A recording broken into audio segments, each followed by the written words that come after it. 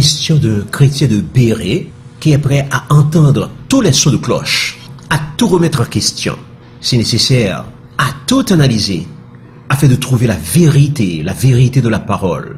Une pareille question monte sur un récif énorme, en exposant à visage découvert des conceptions bibliques radicalement opposées à ce que la Bible enseigne.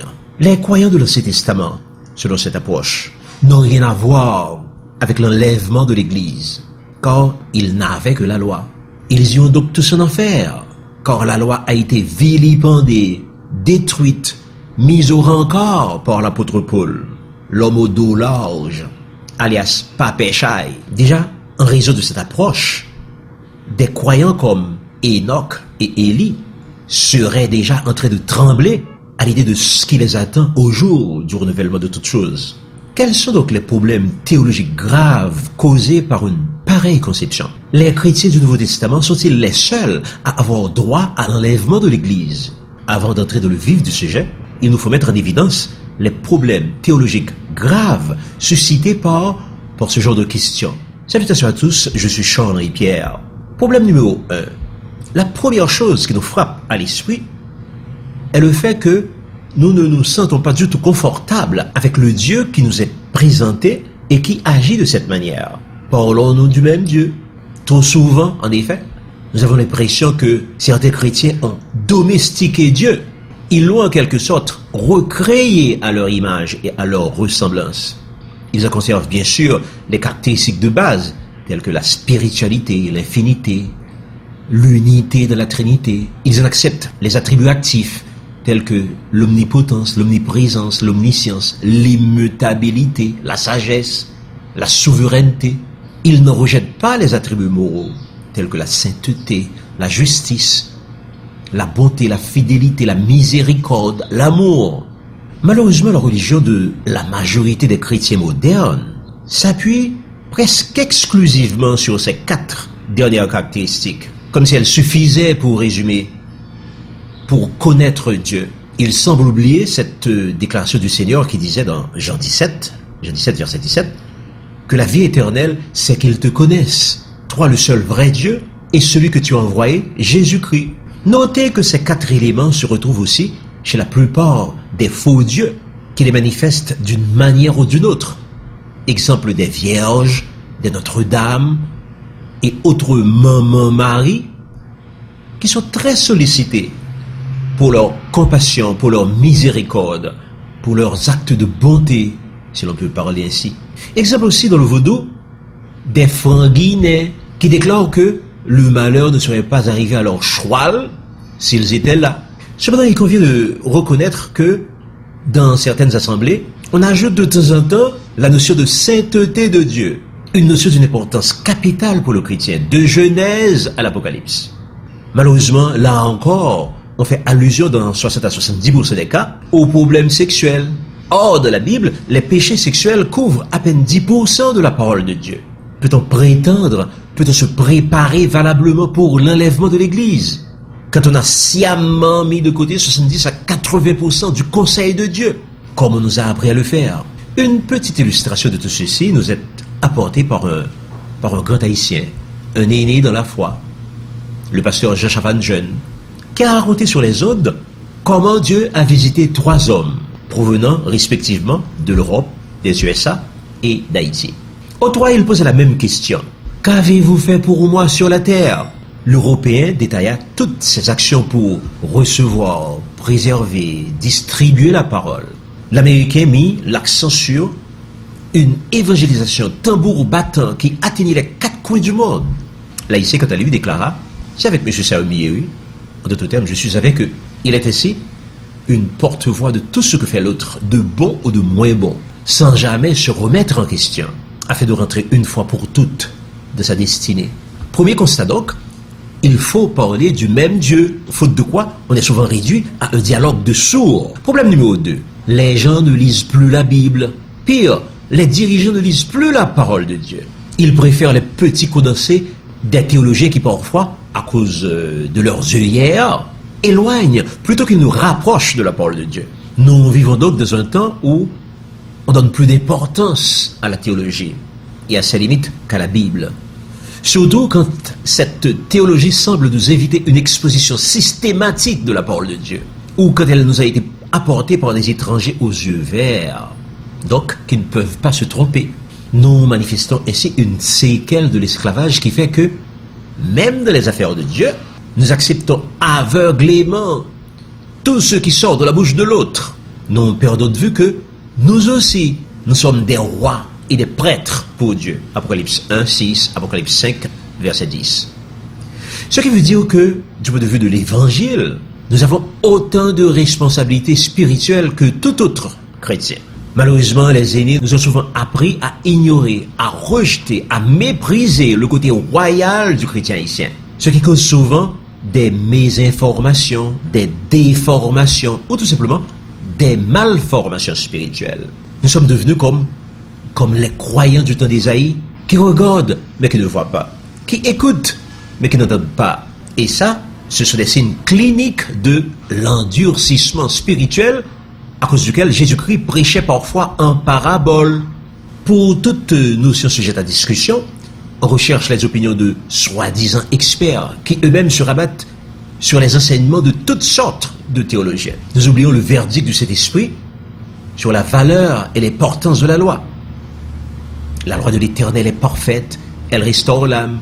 Le témoignage de l'Éternel est véritable, il rend sage l'ignorant. Les ordonnances de l'Éternel sont droites, elles réjouissent le cœur. Les commandements de l'Éternel sont purs, ils éclairent les yeux. Psaume 19, verset 8-9.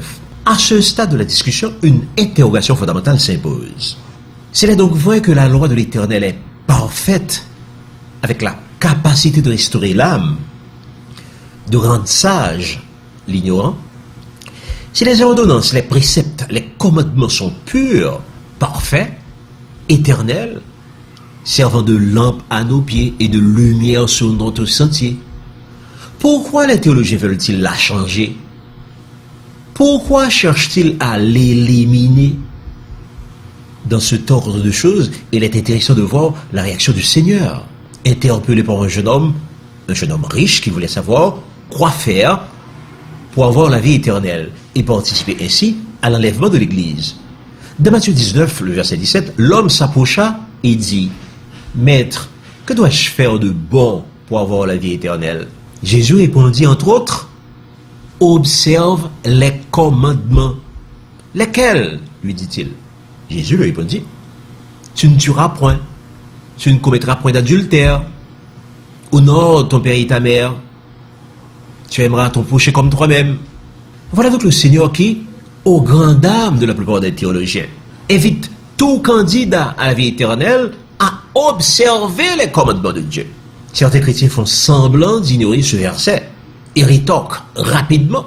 N'avez-vous pas lu ce que Paul a écrit dans Romains 10, le verset 4? N'a-t-il pas dit que Christ est la fin de la loi pour la justification de celui qui croit? Romains 10, le verset 4. Ce qui, à leurs yeux, semble signer la caducité du livre de la loi. Au fait, comment osons-nous accorder la préséance à Paul, qui semble enseigner la caducité de la loi aux dépens de Jésus-Christ, qui enseigne clairement la validité de la loi? Dans le doute, pourquoi ne pas obéir à Dieu? À Dieu le Père qui, à la montagne de la transfiguration, fait entendre les paroles suivantes. Celui-ci, Jésus-Christ, est mon fils bien-aimé, en qui j'ai mis toute mon affection, écoutez-le. Matthieu 17, les versets 3 à 5.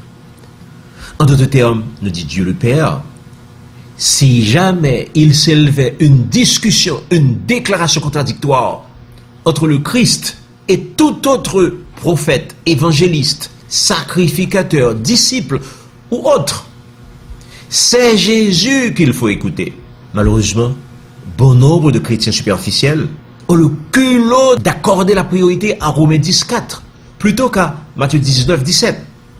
Malgré que cette interprétation de Romains 10, 4 soit loin d'être exacte et valide, un coup d'œil rapide de le texte original grec permet de constater que l'expression « Jésus est le télos de la loi » devrait plutôt être compris dans le sens de « Jésus est l'accomplissement de la loi ». Jésus est l'aboutissement de la loi. Jésus est l'objectif de la loi. C'est d'ailleurs en ces termes que le Seigneur lui-même l'explique dans Luc 24, les versets 26 à 27. Ou oui encore, Luc 24, le verset 44. Petit problème de langage, donc. De plus, abandonner la validité de la loi établie par le Seigneur lui-même dans Matthieu 5, verset 17 à 18, Matthieu 7, 21 à 23, Matthieu 19, 19 20, Matthieu 23, 2, 3, au profit du concept de caducité de la loi prêté à tort à l'apôtre Paul dans Romains 10, 4, Romains 6, 14, Romains 4, 13, 16, Colossiens 2, 16, Galates 3, 10, 24, 25, 10, 5, 1, Galates 5, 4, etc., constitue donc un changement de paradigme aux conséquences spirituelles énormes. L'apôtre Jean décrit ainsi ce nouvel état de choses. Quiconque ne demeure pas dans l'enseignement de Christ n'a pas Dieu. Celui qui demeure dans cet enseignement a le Père et le Fils. De Jean 9. D'ailleurs, dans Matthieu 5, 18, Christ ajoutera: tant que le ciel et la terre ne passeront point, il ne disparaîtra de la loi pas un iota, pas un trait de lettre, jusqu'à ce que tout soit accompli. Et pour être encore plus précis, Christ déclarera dans Matthieu 24, le verset 37, le ciel et la terre passeront, mais mes paroles ne passeront point. La loi constitue donc un élément capital, fondamental, pour purifier, pour sanctifier, pour rendre sage à salut. Ainsi, le psaume 119, le verset 9, disait déjà: comment le jeune homme rendra-t-il pur ce sentier? Eh bien, réponse: en se dirigeant d'après la parole. Le verset 105 de psaume 119 ajoutait: ta parole est une lampe à nos pieds et une lumière sur notre sentier. Jean 15, le verset 3 abonde ainsi dans le même sens. Déjà vous êtes purs à cause de cette parole que je vous ai annoncée. C'est aussi ce qui se dégage dans Jean 17, 17, où on peut lire ce qui suit: sanctifie-les par ta vérité, ta parole est la vérité. Dans Éphésiens 5, le verset 26, les maris sont invités à sanctifier leurs femmes en les lavant dans l'eau de la parole. L'apôtre Pierre résume tout cela en ces termes: puisque vous avez été régénérés, non par une semence corruptible, mais par une semence incorruptible, par la parole vivante et permanente de Dieu. Car l'herbe sèche, la fleur tombe, mais la parole de notre Dieu demeure éternellement. 1 Pierre 1, 23-25. Or, cette parole éternelle, c'est d'abord la loi qui est éternelle. Psaume 119, les versets 89, 142, 144, 152, 160. La parole éternelle, c'est aussi l'évangile éternel de Dieu. 1 Corinthiens 2, verset 7, Apocalypse 14, verset 6. Il est aussi intéressant de noter qu'à la fin des temps, Satan fera la guerre d'abord à ceux qui gardent les commandements de Dieu et aussi à ceux qui ont le témoignage de Jésus, en l'occurrence les chrétiens. Apocalypse 12, verset 17. Toujours au temps de la fin, le mot saint sera défini ainsi: ceux qui gardent les commandements de Dieu et la foi de Jésus. Apocalypse 14, verset 12. Donc, deuxième constat, en ces temps de la fin, il existe une inquiétude réelle, légitime. Les chrétiens d'aujourd'hui sont-ils saints, comme le décrivait l'apôtre Jean dans Apocalypse 12 et Apocalypse 14? La question est importante car, en ces temps d'apostasie et de chambardement moral et spirituel que nous vivons, seuls les saints d'Apocalypse 12 et 14 sont véritablement armés pour éviter les compromis et pour faire face aux menées subversives des antéchrists, de l'antéchrist. On comprend aussi que les chrétiens ordinaires souvent n'arrivent pas à s'entendre sur des notions bibliques pourtant élémentaires, parce qu'aujourd'hui ils ne lisent pratiquement plus la Bible, qui devient de plus en plus un ouvrage étranger, exotique. Problème numéro 3 maintenant. Nous vivons dans les temps de la fin. La Bible nous a appris aussi que dans les derniers temps, les gens ne supporteront plus la saine doctrine. Ils se donneront une foule de docteurs. De Timothée 4, les versets 3 et 4. Ces temps seront donc caractérisés par l'apostasie qui se généralise. De Thessaloniciens 2, le verset 3.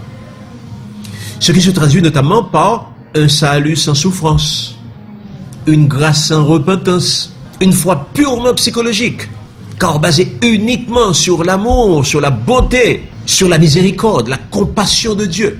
Une foi donc sans les œuvres. Conséquence finale, un évangile morcelé et morcelant, mutilé et mutilant. Ce qui peut être exprimé ainsi: l'herbe sèche, la feuille tombe, les théologiens trépassent, la théologie passe, mais la parole de notre Dieu demeure éternellement. C'est donc cette parole qui, en dépit de l'apostasie des temps de la fin, rend encore possible de se purifier, de se sanctifier, pour se préparer véritablement pour l'enlèvement de l'Église. Au terme de ces considérations préliminaires, quelle est alors la place de la loi pour la préparation à l'enlèvement? Observer la loi apporte-t-il le salut? De plus, les élus de l'Ancien Testament participeront-ils à l'enlèvement de l'Église? À ce moment-là, quel est le protocole qui sera observé? Abordons ces différents points sous forme de questions directes. 1. Quel est le plan de Dieu pour l'homme? Eh bien, depuis l'éternité passée, Dieu s'est proposé de se doter pour sa gloire d'une descendance créée à son image et à sa ressemblance, et avec qui il partagerait l'éternité. Éphésiens 1, 4, 5, Romains 8, 29, 30. Malheureusement, à cause du péché, l'homme a perdu l'image et la ressemblance de Dieu. 2. Comment regagner l'image et la ressemblance de Dieu? Comment purifier et sanctifier l'homme? Eh bien, plusieurs étapes. A. Depuis le Nouveau Testament, il s'agit de trouver grâce auprès de Dieu et de faire agir sa foi en Jésus. Éphésiens 2, 8, Romains 1, 15, 17. Dans l'Ancien Testament comme dans le Nouveau Testament, le juste vivra par la foi. Habakkuk 2, 4, Romains 1, 15, 17. Cette nécessité de la foi dans l'Ancien Testament est confirmée par Hébreux 11. De plus, Paul ajoute que dans l'Ancien Testament, les pères buvaient de rocher spirituel, qui était le Christ. 1 Corinthiens 10, le verset 4. Deuxièmement, après avoir donné son âme à Christ, il faut marcher maintenant comme Christ a marché, en observant ses commandements. Jean 14, 15, 23, Jean 15, 10, 12, 17, Matthieu 7, 21, 22, Matthieu 23, 2, 3, Matthieu 19, 16, 20, Proverbe 4, 4. Rappelons que Christ mit aussi en garde les chrétiens superficiels en ces termes. Ceux qui me disent Seigneur, Seigneur, n'entreront pas tous dans le royaume des cieux, mais seulement celui qui fait la volonté de mon Père qui est dans les cieux. Plusieurs me diront en ce jour-là, Seigneur, Seigneur, n'avons-nous pas prophétisé par ton nom? N'avons-nous pas chassé des démons par ton nom? Et n'avons-nous pas fait beaucoup de miracles par ton nom? Alors je leur dirai ouvertement, je ne vous ai jamais connu, retirez-vous de moi, vous qui commettez l'iniquité. Matthieu 7, 21, 23. Ici, tous les commentateurs sont d'accord pour dire que l'expression « vous qui commettez l'iniquité » veut dire « vous qui marchez sans loi, sans frein, dans la licence et le désordre ». Troisièmement, les commandements de Dieu. Troisièmement, les commandements de Dieu sont aussi les commandements de Jésus. Jean 14, 24. Et pourquoi garder les commandements de Dieu? Parce que, par la volonté de Dieu, Christ a été fait pour nous sagesse, justice, sanctification, rédemption. 1 Corinthiens 1, 30. Donc, quand on dit Christ, on dit Dieu. Et quand on dit Dieu, on dit Christ. Comme Philippe, on a fait l'expérience dans Jean 14, le verset 8-9. Quatrièmement, il faut aussi observer les commandements de Christ. Parce que quiconque va plus loin et ne demeure pas dans la doctrine de Christ n'a point Dieu. Celui qui demeure dans cette doctrine a le Père et le Fils. 2 Jean 9. Paul a ainsi déclaré qu'observer les commandements de Dieu est tout. 1 Corinthiens 7, 19. Mais au sujet des commandements, Christ a été fait sagesse pour nous. 1 Corinthiens 1, 30. Que signifie sagesse alors? C'est être transformé pour devenir semblable à Christ, pour devenir un seul avec lui, pour regagner son image et sa ressemblance. Une image perdue à cause du péché. Éphésiens 1, 4, Romains 8, 29, 30. Et maintenant, pour quelqu'un qui a déjà donné son âme à Christ, quelle est la manière royale de regagner son image et sa ressemblance? Eh bien, dans 1 Corinthiens 1, 21, Paul répond ainsi. Puisque le monde, avec sa sagesse, n'a point connu Dieu, il a plu à Dieu de sa sagesse de sauver les croyants par la folie de la prédication. Dans 1 Corinthiens 2, 7, Paul continue ainsi. Nous prêchons la sagesse de Dieu mystérieuse et cachée, que Dieu, avant les siècles, avait prédestinée pour notre gloire. Il s'ensuit que la parole de Dieu, en l'occurrence la loi de l'Ancien Testament, ainsi que l'évangile du Nouveau Testament, constituent un mystère caché depuis l'éternité passée pour l'édification, pour la transformation des croyants. On comprend maintenant que la Bible affirme que la loi de l'Ancien Testament est éternelle, ainsi que l'évangile du Nouveau Testament. De sorte qu'on parle de l'évangile de l'Ancien Testament et de la loi avant la loi, c'est-à-dire de la loi du Nouveau Testament. Nous devons ajouter que Jésus n'a pas aboli la loi, Matthieu 5, 17. Il l'a accompli. Et le mot accompli ne veut absolument pas dire effacer, éliminer, rendu caduc, désuète. Ce mot est expliqué dans Luc 24, versets 26 et 27, versets 44-45. À la femme adultère, Christ a dit, va mais ne pêche plus, va et ne commets plus d'adultère, va et observe désormais la loi, ce qui est une allusion à la loi contre l'adultère, qu'elle devra désormais pratiquer. L'apôtre Pierre va de la même veine en ces termes. En Christ, nous devenons participants de la nature divine, en fuyant la corruption et la convoitise de Pierre 1, 4, 5. Dit autrement, l'évangile de Jésus-Christ associé à la loi de Moïse nous rend participants de la nature divine. Ça, c'est extrêmement important. Terminons maintenant avec quelques exemples relatifs, quelques exemples tirés de toute la Bible. Rappelons juste avant que le péché ou iniquité est la transgression de la loi. Et là où il n'y a pas de loi, il n'y a pas non plus de transgression. Romains 4, 15. Voici donc quelques exemples de la parole éternelle de Dieu. De l'éternité passée, déjà, Lucifer a été intègre dans ses voies, depuis le jour où il fut créé, jusqu'à celui où l'iniquité a été trouvée chez lui. Ézéchiel 28, 15. Il disait en effet, je monterai au ciel, j'élèverai mon trône au-dessus des étoiles de Dieu. Je m'assiérai sur la montagne de l'assemblée. Je serai semblable au Très-Haut. Isaïe 14, 15. Ça, c'est de la convoitise pure et dure, violation du 9e commandement. Il fut donc précipité. Deuxième exemple. Dans le jardin d'Éden, Adam et Ève ont désobéi. Or, la désobéissance est aussi coupable que la divination. Le salaire du péché est la mort. Romains 6, 23. Adam et Ève sont donc les premiers êtres humains à avoir bénéficié de la grâce de Dieu, puisqu'ils ne sont pas morts. Éphésiens 2, 8.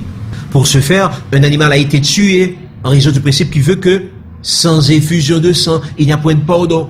Hébreux 9, 22. Et sa peau, la peau de l'animal, a servi de vêtement pour le couple. Troisième exemple. Dans Genèse 4, 4, 5, Caïn fit à l'Éternel une offrande des fruits de la terre. Et Abel, de ce côté, en fit une des premiers-nés de son troupeau. L'Éternel porta un regard favorable sur Abel et son offrande, mais il ne porta pas un regard favorable sur Caïn et sur son offrande. Pourquoi? Eh bien, c'est Jean 14, verset 21 qui répond. Celui qui a mes commandements et qui les garde, c'est celui qui m'aime. Et celui qui m'aime sera aimé de mon Père. Je l'aimerai et je me ferai connaître à lui. Mais il ne porta pas un regard favorable sur Caïn et sur son offrande. Pourquoi? Jean 14, 21 répond. Celui qui a mes commandements et qui les garde, c'est celui qui m'aime. Et celui qui m'aime sera aimé de mon Père. Je l'aimerai et je me ferai connaître à lui. C'est ce qui est arrivé dans Marc 10, 17, 21, où Jésus aima le jeune homme riche qui dit avoir observé tous les commandements depuis sa jeunesse.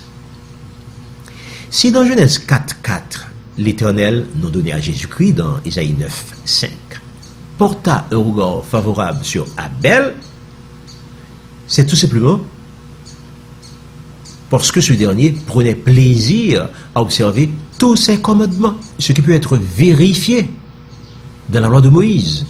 Effectivement, dans Exode 34. Dans Exode 34, voici ce que dit la Bible. Exode 34, le verset 26. Tu apporteras à la maison de l'Éternel ton Dieu les prémices des premiers fruits de la terre. Or, Caïn apporta une offrande des fruits de la terre. Il n'apporta pas à la maison de l'Éternel les prémices des fruits de la terre. Ça, c'est le problème de Caïn. Maintenant, Abel. Le texte dit, tout premier-né m'appartient, même tout mâle premier-né dans les troupeaux de gros et de menu bétail. Ça, c'est Exode 34, le verset 19. Donc, ce qui montre que Abel a pris la précaution d'observer à la lettre les ordonnances de Exode 34, ce que n'a pas fait Caïn. Et ça fait toute la différence. Un autre exemple de la loi éternelle de Dieu, de l'évangile éternel de Dieu, c'est Enoch, qui dans Genèse 14, Enoch, fils de Caïn dans Genèse 4, 17, le septième depuis Adam, qui fait une prophétie rapportée dans Jude 14. Il déclara avec une précision extraordinaire: voici le Seigneur est venu avec ses 7 myriades pour exercer un jugement contre tous. Il parlait évidemment du retour de Jésus-Christ, dont il était un disciple. C'est donc l'évangile de l'Ancien Testament avant la venue formelle de Jésus-Christ. Peut-on oublier aussi le patriarche Job, l'auteur du livre le plus ancien de la Bible, qui déclara officiellement ceci à la suite de toutes ces souffrances, de tous ces malheurs. Il déclara: mais je sais que mon Rédempteur est vivant et qu'il se lèvera le dernier sur la terre. Job 19, 35. Avant même la venue formelle de Jésus-Christ, Job faisait déjà partie de ceux qui allaient être rachetés au retour du Seigneur. Un autre disciple de Jésus-Christ, c'est Melchisédek, roi de Salem, qui offrit à Abraham de Genèse 14 la communion du pain et du vin.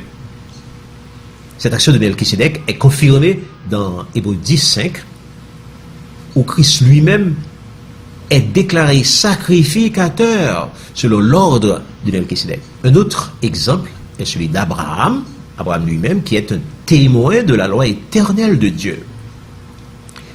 Dans Genèse 26, verset 5, nous lisons qu'il a obéi parfaitement à la voix de l'Éternel et qu'il a observé ses ordres, ses commandements, ses statuts et ses lois. Tout cela avant même la venue formelle de Moïse dans Exode 2. Bref, c'est un exemple de la loi avant la loi. On peut aussi citer l'exemple de David, l'homme selon le cœur de Dieu, qui comptait aussi parmi les disciples de Jésus-Christ. Dans le psaume 110, versets 1 et 2, il écrivit: le Seigneur dit à mon Seigneur, assieds-toi à ma droite, jusqu'à ce que je fasse de tes ennemis ton marchepied. En d'autres termes, Dieu le Père dit à Dieu le Fils, assieds-toi à ma droite. Donc Jésus-Christ est le Seigneur de David, au beau milieu de l'Ancien Testament. Un autre exemple de l'évangile de l'Ancien Testament avant la venue formelle de Jésus-Christ, que nous nous proposons de voir ensemble, se retrouve dans le 6e chapitre du livre d'Ésaïe. Le prophète y rapporte sa vision du Seigneur. Le Seigneur assis sur un trône élevé, sur le trône de la gloire. Les pans de sa robe remplissaient tout le temple. Des séraphins se tenaient au-dessus de lui. Ayant ainsi vu Dieu, Ésaïe déclara: malheur à moi, je suis perdu, car je suis un homme dont les lèvres sont impures. J'habite au milieu de peuples dont les lèvres sont impures. Et mes yeux ont vu le roi, l'Éternel des armées. Ésaïe 6, 1, 5. Alors quelque chose d'extraordinaire arriva. L'un des séraphins vola vers le prophète, tenant à la main une pierre ardente qu'il avait prise sur l'autel, qu'il avait prise avec des pincettes. Il en toucha la bouche d'Ésaïe et dit: ceci a touché tes lèvres, ton iniquité est enlevée et ton péché est expié. Mais qu'est à travers la Bible cette fameuse pierre, dénommée la pierre angulaire, la pierre d'achoppement, la pierre de scandale, la pierre qui se détache sans le secours d'aucune main?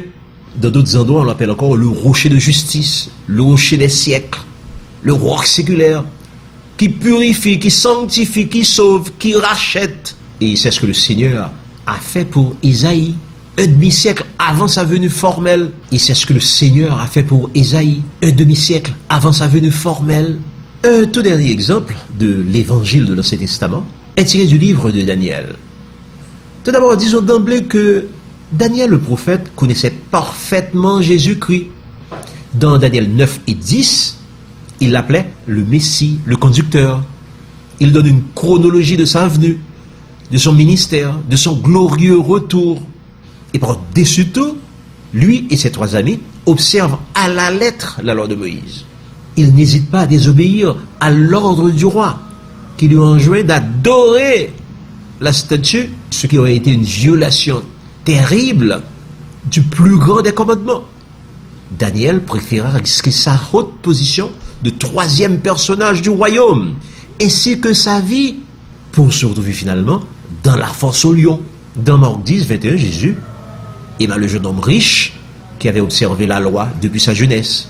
Or, dans Daniel 9, 23, Daniel 10, 11, 10, 19, Daniel est désigné sous le nom de bien-aimé de Dieu. Pourquoi? Parce qu'il a accepté de risquer sa vie pour observer les commandements de Dieu. Il en va de même des amis de Daniel, Shadrach, Meshach et Abednego, qui verront un 4e personnage de la fournaise ardente.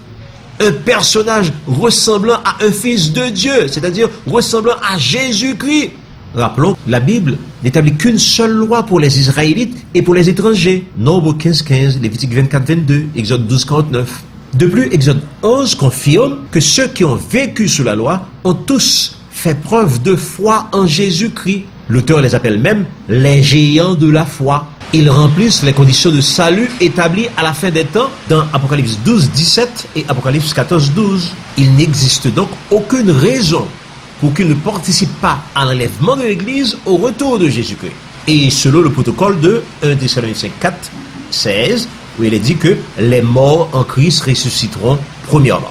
On parle ici évidemment des morts en Christ de l'Ancien Testament et des morts en Christ du Nouveau Testament. Déjà, les 2 exemples d'enlèvement d'hommes retrouvés dans la Bible concernent des hommes, des croyants de l'Ancien Testament, en l'occurrence Enoch et Élie. Nous ne devrions donc pas continuer à prêter une oreille complaisante, une oreille complice à des hommes, à des théologiens qui depuis le 2e siècle, à la suite de Marcion et sous l'influence du monde gréco-romain, rejettent la totalité de la loi, la Torah, ou tout simplement de l'Ancien Testament. Ces hommes appelés désormais antinomistes tombent dans une hérésie dénommée antinomianisme, qui fut combattue notamment par John Wesley et Martin Luther. Leur évangile est une espèce de parole magique qui se propose de vous transformer en l'image et en la ressemblance de Dieu, sans l'aide de la loi, sans aucune capacité de distinguer et d'apprendre à distinguer entre ce qui est sacré et ce qui est profane, entre ce qui est pur et ce qui est impur. Ézéchiel 44, 23. Ils offrent une loi purement psychologique, sans les œuvres, basée essentiellement sur l'amour, la bonté, la miséricorde de Dieu.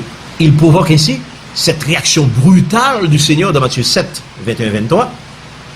Ceux qui me disent Seigneur, Seigneur, n'entreront pas tous dans le royaume des cieux, mais celui-là seul qui fait la volonté de mon Père qui est dans les cieux. Plusieurs me diront ce jour-là, Seigneur, Seigneur, n'avons-nous pas prophétisé par ton nom? N'avons-nous pas chassé des démons par ton nom? Et n'avons-nous pas fait beaucoup de miracles par ton nom? Alors je leur dirai ouvertement, je ne vous ai jamais connu. Retirez-vous de moi, vous qui commettez l'iniquité. Ou en termes plus clairs, retirez-vous de moi, vous qui transgressez la loi. Quelle immense déception pour quelqu'un qui se croyait sur le chemin du salut et qui se retrouve maintenant devant le grand trône blanc. Finalement, l'enlèvement de l'Église concerne-t-il aussi ceux qui ont vécu sous la loi? Nous venons de voir que c'est une question biaisée qui devrait être reformulée de la manière suivante. Quelle est la bonne relation entre la loi de l'Ancien Testament, le salut du Nouveau Testament et l'enlèvement de l'Église? Avant de conclure, il est vital de rappeler ce que nous entendons par loi. Dans la Bible, il existe 3 types de lois. Il y a d'abord la loi de Moïse, ou plus précisément, la loi de Dieu donnée par Moïse. Deuxièmement, il y a la loi des Juifs, c'est-à-dire la tradition des Juifs, la tradition de vos pères, votre tradition. Elle prit naissance après l'exil, sous l'influence de la culture gréco-romaine. Et il y a finalement les lois de Paul, notamment la loi de la foi, Romains 3, 27, la loi de justice, Romains 9, 31. La loi de Dieu, Romains 3, 31. La loi de Christ, 1 Corinthiens 9, 21. La loi de l'esprit de vie, Romains 8, 2. La loi du péché, Romains 7, 23, 25. La loi du péché et de la mort, Romains 8, 2. La loi de Moïse qui est parfaite, pure, sainte, éternelle. Il se trouve donc que chaque fois qu'on fait allusion à la loi de la Bible, il est vital de chercher à savoir de quelle loi on parle. Et pour résumer, quelqu'un qui est christocentrique et fidèle à la parole a sa place réservée de la Nouvelle Jérusalem. Enlèvement assuré. Christocentrique et ennemi de la loi de Moïse, comment peut-on être à la fois ami de Christ et ennemi de la loi de Moïse? Pour nous, c'est une vaste blague. Personnellement, je ne voudrais pas être à sa place, car c'est quelqu'un qui est en train de jouer avec ce qu'on appelle la roulette russe.